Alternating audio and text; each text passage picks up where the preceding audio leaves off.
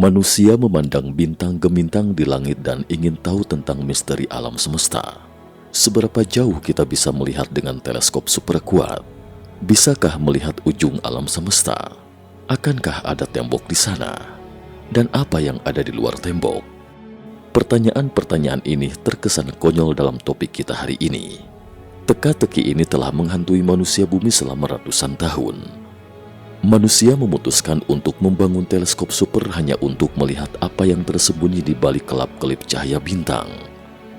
Teleskop Hubble adalah observatorium ruang angkasa terbesar yang pernah dibuat. Dia membawa umat manusia ke kedalaman alam semesta yang misterius untuk pertama kalinya. Di sana ada dua yang tidak pernah kita ketahui. Mengenai aspek terjang teleskop Hubble yang mengagumkan ini, kita harus memulainya dari awal. Melihat ke kedalaman alam semesta. Jarang ada instrumen ilmiah yang bernasib buruk seperti teleskop Hubble. Kita tarik mundur waktu ke tahun 1946. Astronom Lyman Spitzer, yang dikenal karena studinya tentang pembentukan bintang, menerbitkan sebuah makalah berjudul Astronomical Advantages of an Extraterrestrial Observatory. Inti dari makalah ini adalah membangun teleskop astronomi luar angkasa. Meskipun orang-orang merasa agak berfantasi, tapi ada dua sudut pandang dalam makalah dengan pengetahuan dan wawasan yang jelas dan menyeluruh.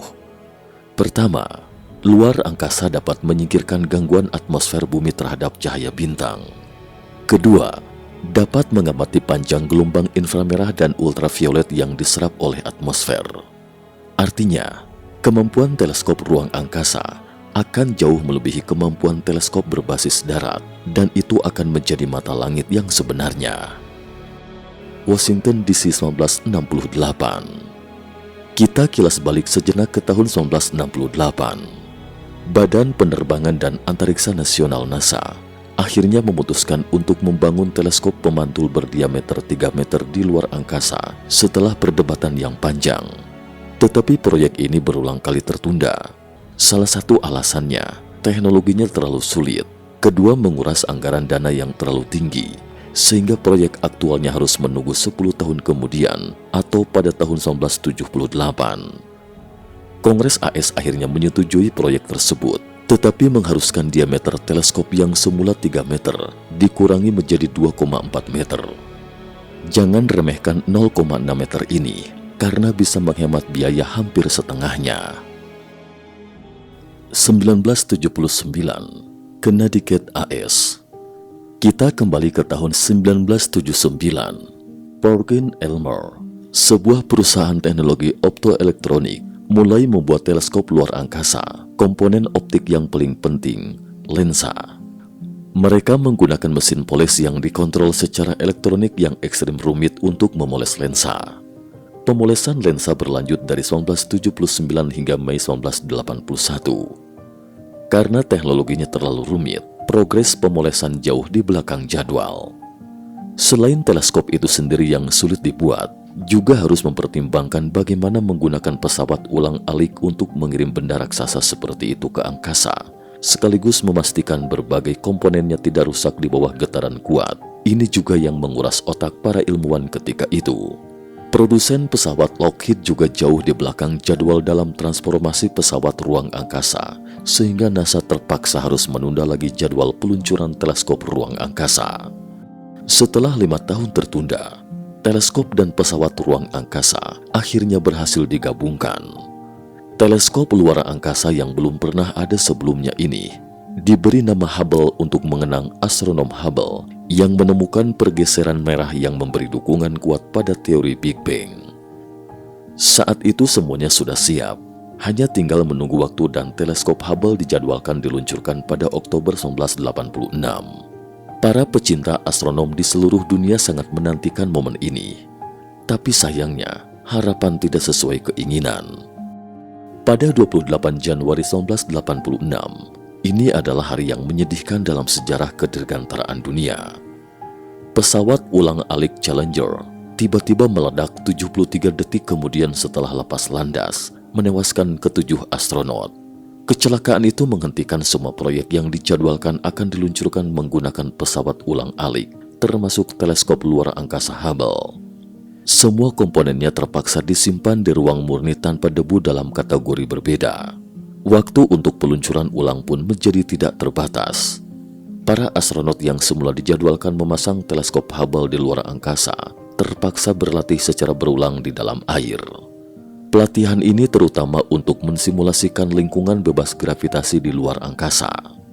Meskipun ada gravitasi di dalam air, tapi itu jauh lebih kecil daripada di permukaan. Setelah sekitar 3 tahun kemudian, pada 24 April 1990, akhirnya momen untuk meluncurkan kembali teleskop Hubble pun tiba. Diiringi deru api pesawat, terlihat teleskop besar yang menempel di perut pesawat ulang-alik Discovery.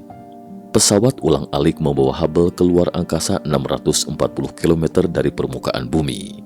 Dari 24 hingga 29 April, 5 astronot akhirnya berhasil memasang teleskop dengan cermin utama setinggi 2,4 meter, panjang sekitar 16 meter, dan berat sekitar 11 ton di luar angkasa. Sudah 46 tahun lamanya sejak Spitzer mengusulkan konsep teleskop ruang angkasa hingga akhirnya Hubble dimasukkan ke orbit. Pada 20 Mei 1990, Hubble membidik gugus bintang terbuka NGC 3532. Giroskop diaktifkan, memotret dengan fokus stabil, kemudian mengirim gambar pertamanya kembali ke bumi. Namun para ilmuwan terkejut mendapat Hubble tampaknya tidak mencapai efek pengamatan yang diharapkan. Selanjutnya gambar demi gambar pun dikirim ke bumi, tapi orang-orang semakin kecewa karena gambar-gambar yang dikirim Hubble tampak buram dan tidak jelas. Beberapa di antaranya bahkan terlihat adanya lingkaran cahaya yang aneh. Ini menunjukkan bahwa ada yang tidak beres dengan Hubble, seperti mengidap miopia tinggi dan tidak bisa melihat dengan jelas sama sekali. Setelah diselidiki lebih lanjut, para ilmuwan akhirnya menemukan sebabnya. Masalahnya terletak pada cermin utama yang dibuat oleh Perkin-Elmer. Para ilmuwan menemukan lensa pada teleskop tersebut bergeser sebanyak 1/50 ketebalan rambut manusia. Kesalahan kecil inilah yang membuat kemampuan pengamatan Hubble 20 kali lebih rendah daripada yang telah dirancang sebelumnya. Ilmuwan NASA berusaha mencari solusinya. Jika tidak mungkin bagi astronot untuk mengganti cermin utama 2,4 meter di luar angkasa, maka hanya ada satu cara, yaitu dengan menambahkan kamera baru untuk memperbaiki kesalahan pada lensa primernya. Pada Desember 1993, ketika Hubble berada di orbit selama 3 tahun, misi perbaikan pertama secara resmi dilakukan. Ini adalah tugas pemasangan yang sangat rumit. Tujuannya adalah untuk memperbaiki kesalahan 2 mikron. Sebuah tugas yang sulit untuk diselesaikan di bumi, apalagi di ruang angkasa di mana tidak ada gravitasi sama sekali. Untuk menyelesaikan perbaikan ini, para astronot kembali menjalani pelatihan yang melelahkan selama 11 bulan di kolam sambil menghadap replika Hubble. Ini juga merupakan misi yang tidak boleh gagal. Jika gagal lagi, Kongres dan publik akan kehilangan kepercayaan pada Hubble dan tidak akan ada lagi anggaran tambahan untuk Hubble. Dengan demikian, teleskop luar angkasa Hubble pun akan sepenuhnya menjadi produk yang gagal. Hari ini menjadi sebuah awal perjalanan kami untuk Teleskop luar angkasa Hubble pun akan sepenuhnya menjadi produk yang gagal. Dari tanggal 2 hingga 13 Desember 1993, 7 astronot merasakan perjalanan yang tak terlupakan di luar angkasa. Karena presisinya terlalu tinggi, terlalu sulit untuk dipahami. Mereka hanya dapat melakukan proses debugging secara berulang, mengoreksi dan mendebug lagi dan koreksi lagi. Akhirnya setelah 10 hari perbaikan, pekerjaan perbaikan pada teleskop Hubble pun selesai. Pada Januari 1994, para astronom yang gelisah mengerahkan Hubble ke Messier 100, galaksi terbesar dan paling terang di gugus galaksi Virgo, memotret foto berikutnya. Hubble kemudian mengirim foto itu kembali ke bumi. Ini adalah foto menakjubkan yang indah. Orang-orang nyaris tidak percaya dengan penglihatan mata mereka ketika melihat foto itu. Ini adalah galaksi spiral berdesain agung yang luar biasa. Jaraknya sekitar 55 juta tahun cahaya dari bumi, dengan diameter sekitar 107.000 tahun cahaya, dan ukurannya 60% dari Bima Sakti. Dalam gambar dua lengan spiral Mesir 100 tampak terlihat erat. Pusat galaksi di tengah bersinar terang, berisi ratusan miliar bintang yang terbakar seperti matahari. Foto ini tampak begitu jelas. Tidak diragukan lagi, teleskop ruang angkasa adalah satu-satunya cara bagi umat manusia untuk mengamati alam semesta, dan Hubble akhirnya berhasil. Setelah sukses dengan misinya, Hubble mengalihkan pandangannya ke M87, sebuah galaksi elips yang berjarak 50 juta tahun cahaya dari bumi. Inti galaksi ini memancarkan semburan plasma energi tinggi yang sangat besar yang membentang sejauh 4.900 tahun cahaya. Materi apa sebenarnya yang bisa memancarkan energi sebesar itu? Hubble menghabiskan banyak waktunya untuk terus mengamatinya. Jika ingin melihat lebih dekat, maka perlu terus memperpanjang waktu pencahayaan. Dan akhirnya Hubble mendapatkan kesimpulan. Ternyata ada lubang hitam besar di tengah galaksi M87. Masanya sekitar 6,5 miliar kali massa matahari. Karena masanya sangat besar, piringan akresi gas galaksi ini tertarik ke sekitarnya. Ketika gas dalam piringan akresi jatuh ke lubang hitam, energi akan dilepaskan dalam bentuk radiasi elektromagnetik, yaitu memancarkan cahaya yang sangat terang. Foto yang menunjukkan lingkaran cahaya berbentuk bulan sabit, dan berkat Hubble, manusia telah menemukan bukti paling langsung tentang keberadaan lubang hitam. Adapun pancaran plasma itu mungkin energi yang dieksitasi oleh lubang hitam besar saat melahap lubang hitam kecil. 2 bulan kemudian, komputer NASA memperkirakan komet Shoemaker-Levy 9 akan pecah menjadi beberapa bagian karena gravitasi Jupiter yang kuat ketika berjarak 40.000 km dari permukaan Jupiter, dan pada pukul 12.15 tanggal 16 Juli 1994 menabrak belahan selatan Jupiter. Ini adalah pemandangan yang sangat langka dalam 1000 tahun. Hubble segera mengalihkan pandangannya ke tata surya dan fokus pada pemandangan spektakuler dari tabrakan komet Jupiter di galaksi kita. Pada tanggal 18 Juli, puing-puing G atau pecahan-pecahan dari komet Shoemaker-Levy 9 menabrak Jupiter, membentuk bekas tumbukan terbesar di Jupiter dengan diameter sebesar bumi. Orang-orang tidak bisa tidak berdecak kagum akan keajaiban penciptaan.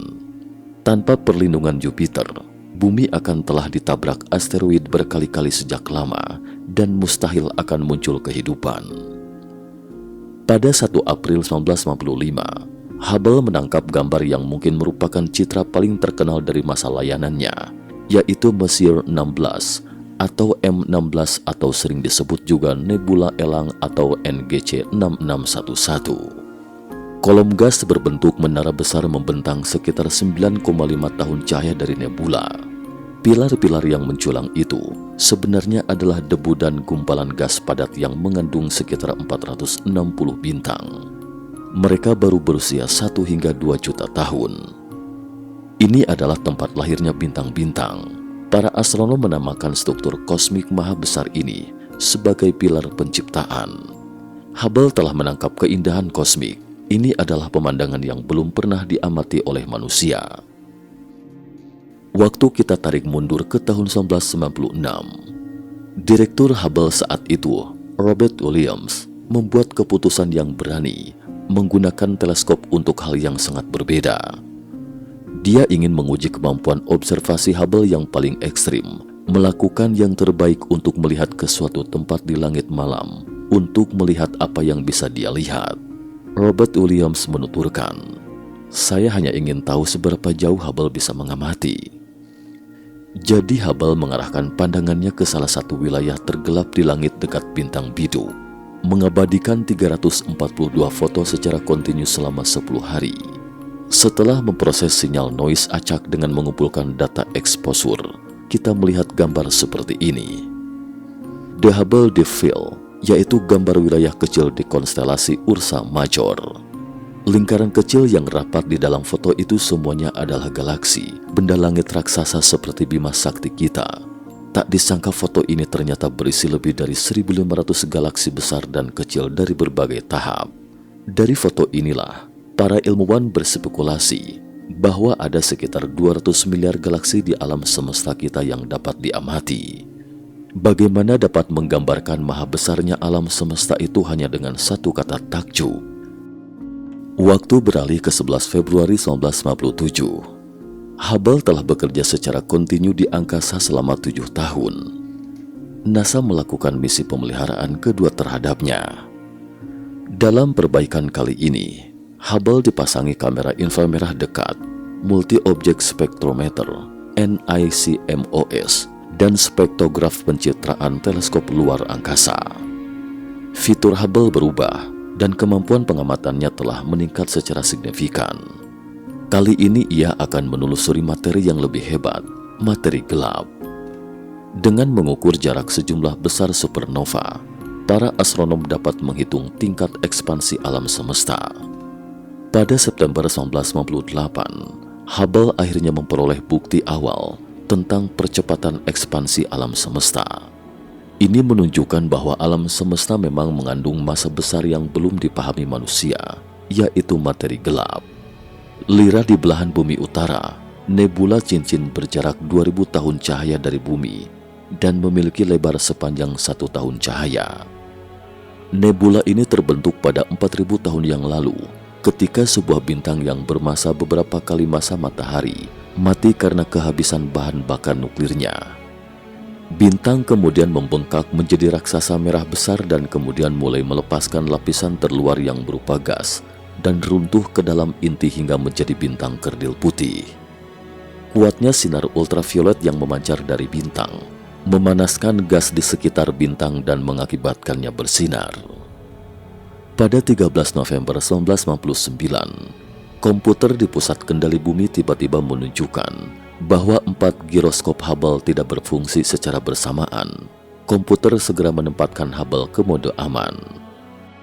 Hubble memiliki total 6 giroskop, tetapi setidaknya 3 diperlukan untuk mengarahkan dan mengamati secara akurat. Ini adalah pukulan fatal, dan Hubble tidak bisa lagi bekerja secara optimal. Dalam keputusasaan, pesawat ulang-alik Discovery kembali diluncurkan sebulan kemudian. Para astronot mengganti ke-6 giroskop dan memasang komputer baru untuk Hubble. Setelah instalasi selesai, pembidikan Hubble jauh lebih akurat dan stabil. Pada 3 Mei 2000, para astronom mengumumkan bahwa mereka akan menggunakan Hubble untuk mencari hidrogen yang hilang di alam semesta. Ini adalah topik yang sangat penting.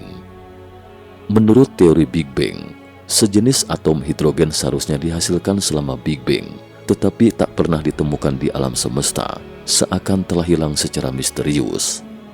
Hubble menggunakan kamera inframerah dekatnya yang kuat dengan keunggulannya di luar atmosfer bumi untuk mengamati cahaya kuasar yang menembus awan gas. Para ilmuwan terkejut menemukan bahwa filamen gas hidrogen yang sebelumnya tidak terlihat berpindah antar galaksi di seluruh alam semesta, seperti serangkaian saluran kosmik. Hubble lagi-lagi menyumbangkan kontribusi baru.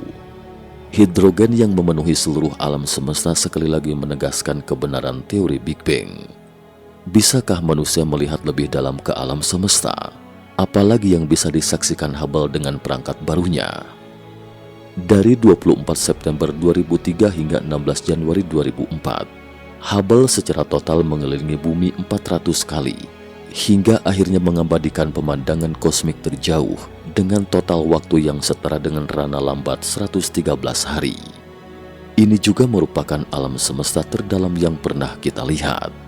Foto ini disebut Hubble Ultra Deep Field, yaitu sebuah gambar dari wilayah kecil angkasa di rasi bintang Fornax. Foto itu berisi 5.000 galaksi.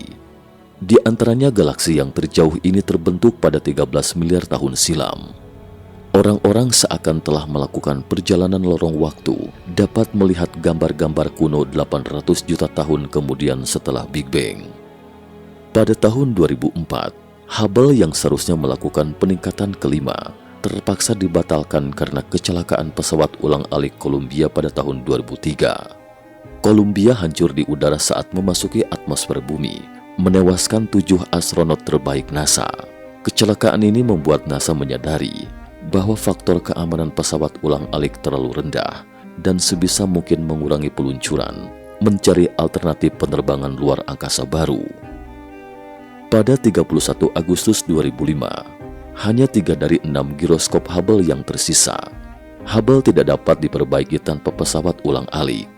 Pusat kendali mau tidak mau harus mematikan giroskop ketiga, memungkinkan Hubble beroperasi dalam mode 2 giroskop yang terbatas. Namun tidak ada yang menyangka, Hubble yang bekerja dengan perangkat terbatas ternyata berhasil mengamati bukti langsung dari materi paling misterius di alam semesta setahun kemudian, yaitu materi gelap. Wilayah biru dalam foto klaster bulat yang terkenal ini menampung sebagian besar massa dari 2 gugus galaksi. Inilah wilayah tempat materi gelap misterius berada. Menurut ilmuwan, materi gelap menyumbang 85% dari total materi di alam semesta. Tetapi pada tingkat pengetahuan manusia saat ini, masih belum bisa mengetahui unsur apa sebenarnya yang membentuk materi gelap. Karena nyawa para astronot adalah yang paling berharga, NASA tidak bisa membiarkan para astronot mempertaruhkan nyawa mereka untuk memperbaiki Hubble di angkasa. Jadi NASA mulai membahas rencana untuk meninggalkan Hubble. Kabar ini pun tersebar luas dan tidak ada yang menyangka media publik di seluruh dunia menentang keras tindakan NASA ini. Hubble tidak hanya sekedar perangkat luar angkasa, tapi lebih seperti utusan alam semesta seluruh umat manusia, adalah mata planet biru kecil kita untuk menjelajahi alam semesta. Waktu kita tarik mundur ke tahun 2006, Administrator baru NASA Michael Gervin mengadakan konferensi pers. Di bawah tekanan yang sangat besar, dia memerintahkan dimulainya kembali misi pemutakhiran pada perbaikan Hubble yang terakhir. Tepuk tangan meriah seketika bergemuruh di ruang konferensi begitu mendengar keputusannya. Hubble telah banyak menemukan keajaiban alam semesta, sehingga orang-orang merasa sayang jika Hubble dipensiunkan. Para astronot kembali terjun ke kolam untuk pelatihan. Perbaikan terakhir harus dipastikan berlangsung sesuai harapan. Setelah 3 tahun persiapan yang cermat, pesawat ulang-alik Discovery kembali diluncurkan ke angkasa pada tahun 2009. Selama 10 hari misi perbaikan, Hubble dipasangi peralatan kamera baru, mengganti baterai lama yang telah berusia 19 tahun, dan 6 giroskop baru dengan presisi lebih tinggi, serta sistem panduan ruang baru. Ini adalah pemandangan terakhir sebelum meninggalkan Hubble. Dan sejak itu manusia tidak mungkin lagi ke angkasa untuk membantu Hubble. Pada tanggal 31 Mei 2012, dari hasil pengamatan Hubble, para astronom mengumumkan bahwa bima sakti kita akan bertabrakan langsung dengan galaksi Andromeda dalam waktu sekitar 4 miliar tahun kemudian, hingga akhirnya kedua galaksi akan bergabung menjadi satu galaksi. Namun apakah tata surya masih bisa eksis setelah gangguan besar ini? Tidak ada yang bisa memberikan jawaban. Pada 3 Maret 2016, Hubble kembali mengirimkan kabar yang mengejutkan. Hubble memusatkan pandangannya ke kedalaman alam semesta yang lebih jauh. GNZ11, galaksi terang yang baru lahir ini ketika itu terlihat 13,4 miliar tahun di masa lalu, hanya 400 juta tahun setelah Big Bang atau ledakan besar. Ini adalah momen terdekat dengan Big Bang yang telah diamati sejauh ini. Pada Juni 2018, sebuah bintang aneh ditemukan oleh para astronom. Orbitnya tampak ganjil. Pada 27 Juni ketika itu, Hubble mengalihkan pandangannya dan mengunci benda angkasa ini. Tetapi secara tak terduga benda angkasa ini mempercepat laju orbitnya. Setelah diamati lebih dekat, wujudnya terlihat seperti cerutu. Hubble merekam secara detail gerakan benda angkasa yang terus bergulir ini. Ini benar-benar menggulingkan pengetahuan kita di masa lalu. Para ilmuwan menamai objek tersebut Oumuamua, yaitu objek antar bintang. Oumuamua bukan produk tata surya. Ia berasal dari galaksi lain. Ini juga merupakan objek antar bintang pertama yang diketahui melewati tata surya. Apa itu Oumuamua? Apakah pesawat luar angkasa yang lepas kendali? Para astronom belum bisa memberikan jawabannya. Setelah memasuki tahun 2021, kualitas pengamatan Hubble menurun drastis. Secara otomatis masuk ke mode aman 3 kali setahun. Hubble yang berusia 31 tahun sudah sangat tua. Sudah 12 tahun tidak terawat. Mungkin suatu hari Hubble akhirnya akan menjadi sejarah.